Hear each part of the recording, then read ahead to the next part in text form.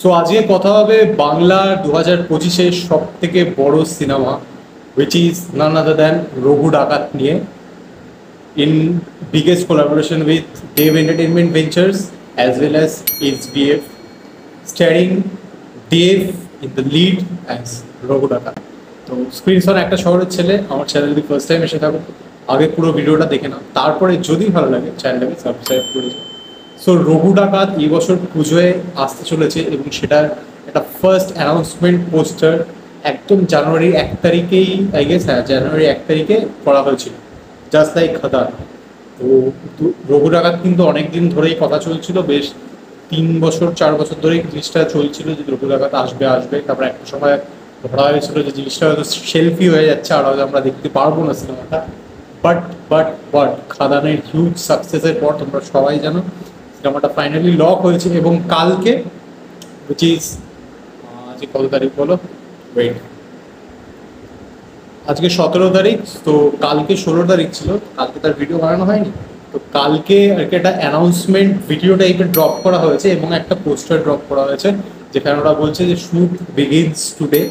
তো অ্যানাউন্সমেন্ট ভিডিওটা নিয়ে যদি প্রথমে একটু কথা বলা যায়, তো অ্যানাউন্সমেন্ট ভিডিওটা কিন্তু এটা বেশ ভালো ভিডিও হয়েছে যেখানে অবভিয়াসলি সিনেমার তো কোনো গেমস দেখতে পাবো না কারণ শুটিং সবাই শুরু হচ্ছে, বাট একটা সেট ডিজাইন করা হচ্ছে সেটা আমরা দেখতে পাচ্ছি যেখানে দেবও মানে ক্রিউ মেম্বারদের সঙ্গে প্রেজেন্ট আছে, সব টেকনিশিয়ানদের সঙ্গে প্রেজেন্ট আছে, ইভেন ধ্রুব ব্যানার্জি মানে যে সিনেমার ডিরেক্টর সেও প্রেজেন্ট আছে, সবাইকে গাইড করছে, এই জিনিসটা আমরা দেখতে পাচ্ছি। আর একটা যেটা আমি জিনিস নোটিস করলাম সেটা হয়তো হঠাৎ করে তোমরা খেয়াল করবে না যে একটা এই জাহাজের মধ্যেই মনে হয় এই এটা মনে হচ্ছে একটা কালী ঠাকুরের মূর্তি টাইপ, মানে জাহাজের মধ্যে, এটা আমার দেখে মনে হলো, জানি না এটা উঁচু হতে পারে। আর ইয়া জাহাজ, একটা জাহাজের পুরো সেট তৈরি করা হচ্ছে, মানে বাংলা সিনেমায় একটা জাহাজের সেট তৈরি করা হচ্ছে, ঠিক আছে। আমরা তো বিভিন্ন সিনেমায় দেখেইছি, ধরো পাইরেটস অফ ক্যারিবিয়ান বা হিন্দিতে থাকতো হিন্দুস্তান, রিসেন্টলি দেওয়ারা, এইসব সিনেমার জন্য বড় বড় সেট তৈরি করা হয়, বাট বাংলা সিনেমার জন্য তো এটা কমন ব্যাপার না।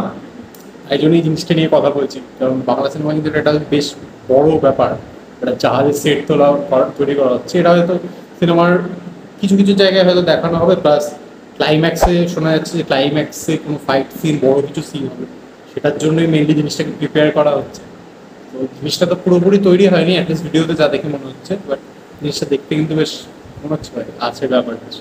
তো দেখা যাক কি করে জিনিসটাকে, কীরকম কী হয়।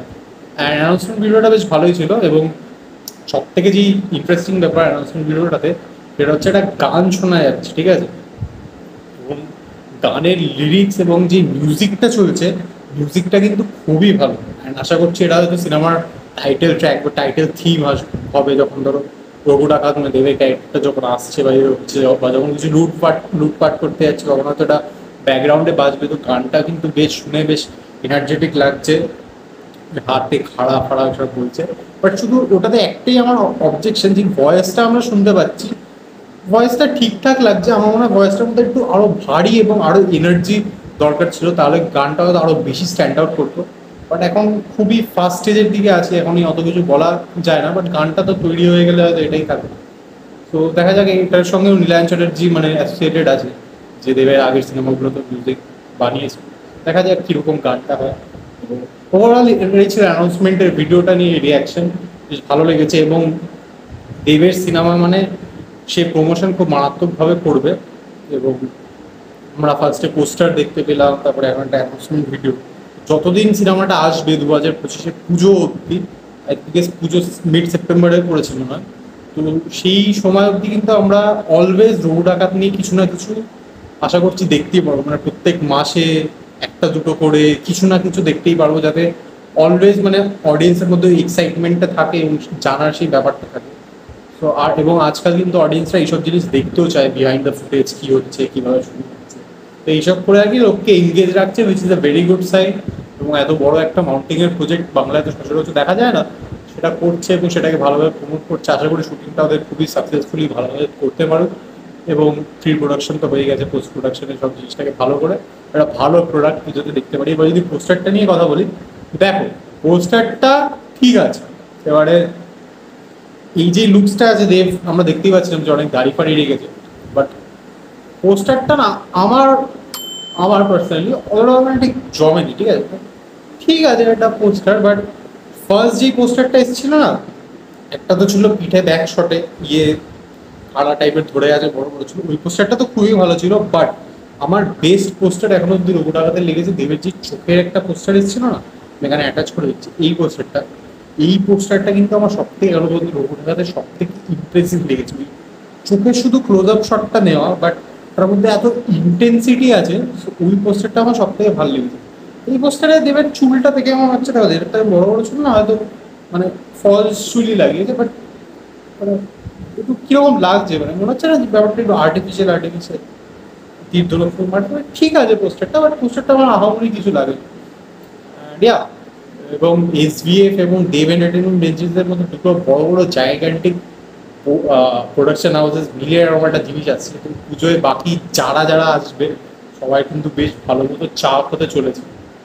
বাট উইন্ডোজ প্রোডাকশন তাদের রক্তবীজ টুও আনছে, এবং সেটা একটা ক্ল্যাশ দেখার মতো হবে। সেটা নিয়ে আমি পরবর্তী কোনো ভিডিওতে ডিটেলে ডিসকাস করবো, ওটা বেশ ইন্টারেস্টিং হবে, মজাদার হবে, তোমার সঙ্গে ডিসকাশন করবো।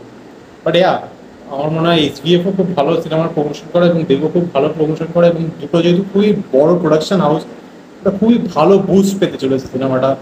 বোথ টার্মস অফ, যদি আমি প্রোডাকশন ওয়াইজ বলি, খরচায় বলি, প্রেজেন্টেশনে বলি, প্রমোশনে বলি, মার্কেটিংয়ে বলি, ইভেন শোজ পাওয়া নিয়ে কিন্তু অনেক ভালো রকম শোজ পেতে পারে। মানে হয়তো যেখানে হয়তো 4-5টা শো পেতে হয়তো দেবের একার সিনেমা হলে বা এসবিএফ এর একার সিনেমা হলে, যেহেতু দুজন আছে ও হয়তো একাই 10টা শো নিয়ে বেরিয়ে যাবে। তো এর সামনে যারাই আসবে ভাই তারাই তো মনে হচ্ছে উড়ে যাবে, দেখা যাক রক্তবীজ কি করতে পারে। তো এটাই ছিল আমার অ্যানাউন্সমেন্ট ভিডিও নিয়ে রিয়াকশন। বেশ ভালোই ছিল আমার, এবং পোস্টারটা আমার ঠিকঠাক লেগেছে। তোমাদের বলো রঘুডাকাতে তুমি কি ইচ্ছা, কি দেখতে চাও, কি এক্সপেকটেশন, এবং ভিডিওটা কেমন লেগেছে রঘুডাকাতে। যা, তো আমার ভিডিওটা যদি এত অব্দি দেখে থাকো, নতুন চ্যানেল আছে, নতুন ভিডিও বানাচ্ছি, একটু মোটিভেশনের জন্য ভিডিওটা একটু লাইক করে দিও। বন্ধুরা যারা দেব ফ্যান আছে বা যারা সিনেমা টিনেমা হয় তাদের সঙ্গে শেয়ার করে দিও। অ্যান্ড অবভিয়াসলি ভাই, অফকোর্স চ্যানেলটাকে প্লিজ একটু সাবস্ক্রাইব করে দিও, কারণ তোমরা জানো একটু সাবস্ক্রাইব করলে আমরা মোটিভেশন পাবো ভিডিওস বানানোর পর। ঠিকই দেখা হচ্ছে অন্য কোনো ভিডিওতে সিনেমা রিলেটেডই। মার্চে বেশ অনেকগুলো কন্টেন্ট আসছে, সেগুলো পরপর ভিডিও বানাচ্ছি আমি। So yeah, see you soon. That is it. Screenshot একটা শট। হারে রে রে রে রে আমায় ছেড়ে